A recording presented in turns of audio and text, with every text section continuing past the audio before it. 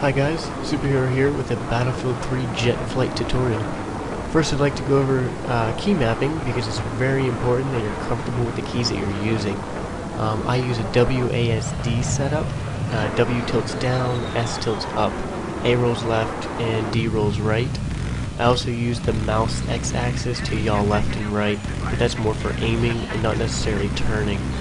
The important thing is just to get real comfortable with your key map. Okay, so the first thing I'm going to teach you here is how to do some quick turns. It's one of the most basic techniques, but also one of the most valuable.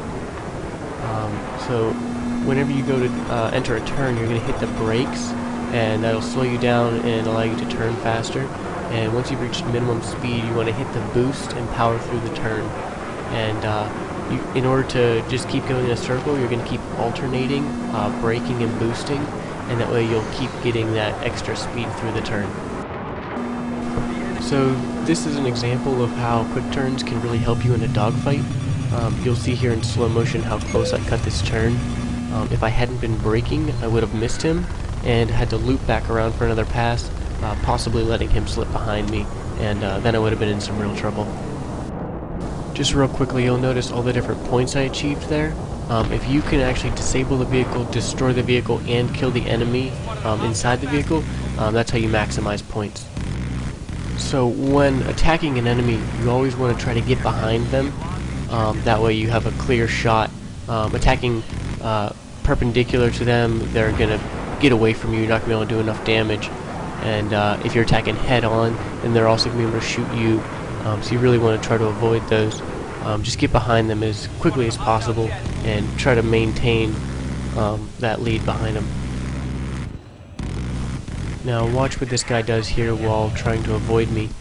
He's going to fly straight up, which is a very bad move to make because you're going to stall yourself out, which will slow you down, making it even harder to avoid.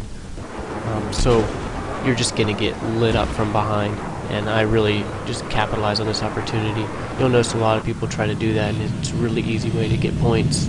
Whenever you're trying to avoid someone, you want to either turn sideways or even begin to go up, forcing them to chase you up, and then spin out sideways and try to lose them that way. Now let's move on to attacking ground units. You're going to want to fly as far out as you possibly can on the map, giving yourself as much room to swing around and make a big long pass. Whenever you start coming through, just start spamming Q, trying to find tanks if they're not already marked. And then I use the rocket pods to start, but if you don't have them, you can just use the regular machine gun. It's going to take more than one full burst to fully destroy them. So that's why you have to get as far as you possibly can, come at them, start shooting them as quickly as possible, reload, and then shoot them some more. And hopefully you can get that kill. So lastly, let's talk about how to avoid heat seekers. A lot of times if they're coming from ground units, you just want to get as far away as possible. Just sort of fly up and out, and you'll get out of range, and then they won't even be able to shoot you. If you're being attacked by a plane, try to just go in circles, try to get behind them. If you can spin faster than they can, they won't be able to catch up to you. And wait until you hear there'll be a long, solid beep whenever they lock onto you, and then there'll be really short beeps whenever the missile's actually incoming, and that's whenever you want to hit your flares if they do happen to get a rocket off.